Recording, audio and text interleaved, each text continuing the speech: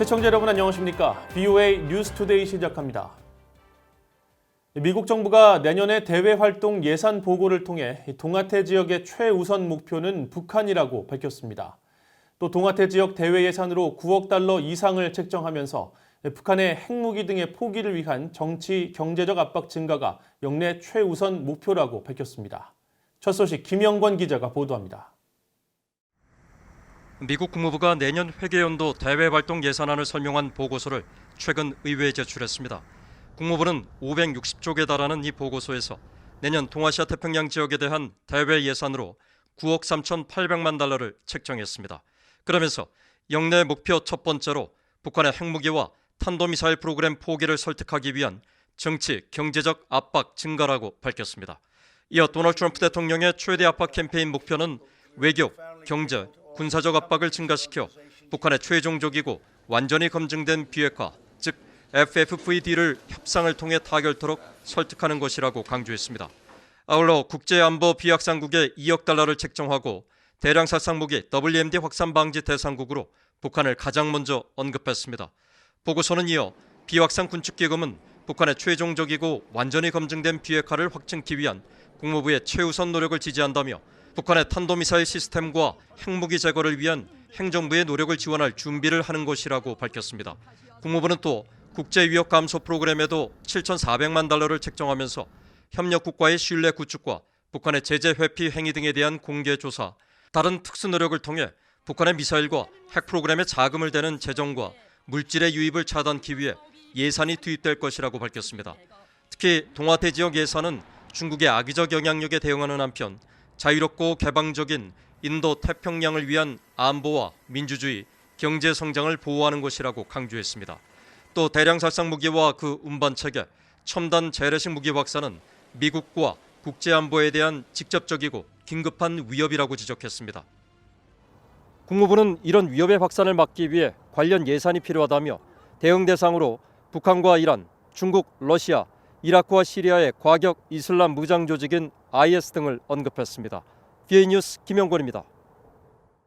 북한은 가상화폐 등 새로운 금융기술을 이용해 제재를 회피하는 가장 정교한 범죄 행위자라는 지적이 워싱턴 싱크탱크를 통해 다시 나왔습니다. 북한은 이를 통해 획득한 자금을 핵과 미사일 개발에 전용하고 있기 때문에 미국의 새로운 위협이 될 것이라며 대응책이 필요하다고 지적했습니다. 지다겸 기자가 취재했습니다. 워싱턴의 민간단체인 신미국 안보센터는 1일 발표된 확산 금융을 저지하는 새로운 위협이라는 보고서를 통해 북한이 새로운 금융기술을 통해 대량 살상 무기 자금을 창출하고 있다고 적시했습니다. 보고서는 북한 등이 가상화폐 등 새로운 금융기술의 악용 방법을 개척했다면서 이를 첫 번째 위협으로 지목하면서 북한은 가상화폐 공간에서 가장 정교한 범죄 국가 행위자라고 지적했습니다. 보고서의 저자인 신미국 안보센터의 닐 바티아 연구원은 3일 VOA에 가상화폐 시장에서 북한의 활동은 독보적이라고 설명했습니다. If you look at the scale and breadth of their activity, there's nobody else in the world that can raise money illicitly in the number of ways that they can or at the volume that they've been able to in the past. 유엔 안보리 대북제재위원회 전문가 패널은 지난해 8월 보고서에서 북한이 사이버 공격을 감행해 20억 달러를 탈취했고 이 중 5억 7,100만 달러가 가상화폐 탈취로부터 발생한 수익이라고 지적한 바 있습니다.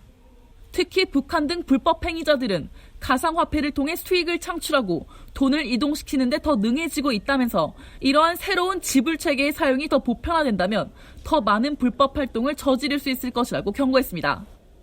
바티아 연구원은 지난 몇 년간 북한 등 주요 행위자들이 새로운 금융기술을 이용한 제재 회피 불법 자금 조달의 위협이 커지고 있다며 대책 마련을 강조했습니다.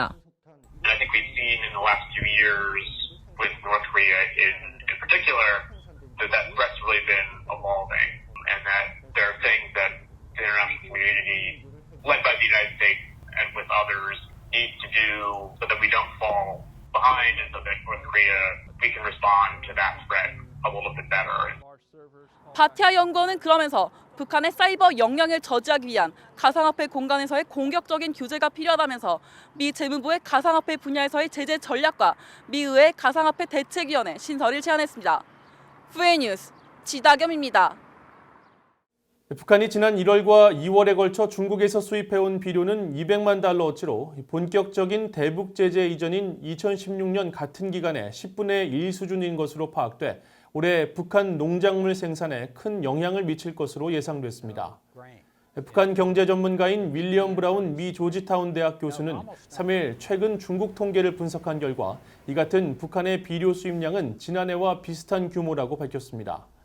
또 북한은 핵과 미사일 개발 등에 따른 국제사회 제재로 이미 경제적 어려움을 겪고 있는 상황에서 신종 코로나 바이러스 위협에 따른 국경 봉쇄로 비료를 제대로 수입하지 못하고 있다고 지적했습니다. 비료는 제재 대상이 아니지만 국경 봉쇄로 수입이 충분하지 못해 제대로 사용하지 못할 경우 북한의 농작물 생산은 지난해에 이어 올해도 부진할 것으로 예상됐습니다. 유엔 식량권리 특별보고관은 북한이 신종 코로나 바이러스의 영향으로 심각한 타격을 받았을 것이라며 바이러스 대유행 기간 동안 모든 나라에 대한 제재가 일시적으로 해제돼야 한다는 입장을 밝혔습니다. 힐랄 엘버 유엔 식량권리 특별보고관은 3일 VOA에 경제 제재는 정부와 의사 결정권자들보다 취약계층에게 심각한 영향을 미치기 때문에 무고한 생명을 구하기 위해 제재의 이유나 인권 유린의 영향을 막론하고 현재 신종 코로나 바이러스 대유행 기간 동안 모든 나라에 대한 경제 제재가 일시적으로 해제돼야 한다고 말했습니다. 엘버 보고관은 그러면서 북한도 신종 코로나 사태로 인해 주민들의 식량 안보 등에 심각한 영향을 받았을 것이라며 같은 입장을 취했습니다. 앞서 북한과 이란, 쿠바, 시리아, 중국, 러시아 등은 신종 코로나 바이러스 확산 방지를 위해 국제사회 제재 해제를 요구했으며 미국의 마이크 폼페오 국무장관은 인도주의 지원과 의료 장비, 의약품 등 지원 물품은 제재 대상이 아니어서 이 제재가 인도적 지원을 방해하지 않는다는 입장을 밝혔습니다. 미국 국방당국이 신종 코로나 바이러스 감염증 확산 사태 속에서도 한국전 참전 미군의 신원 확인 작업이 차질 없이 이루어지고 있다며 비상 계획에 따라 검증 작업을 효율적으로 진행하고 있다고 밝혔습니다. 미국 국방부 산하 전쟁포로 실종자 확인국 DPAA의 인류학자 제니진 박사는 지난 1일 VOA와의 인터뷰에서 이같이 밝히고 신종 코로나 바이러스 확산에 대한 사전 대비를 통해 마련한 비상계획에 따라 유해 감식과 서류 검증 작업을 분리해 신원 확인 속도를 높이고 있다고 설명했습니다.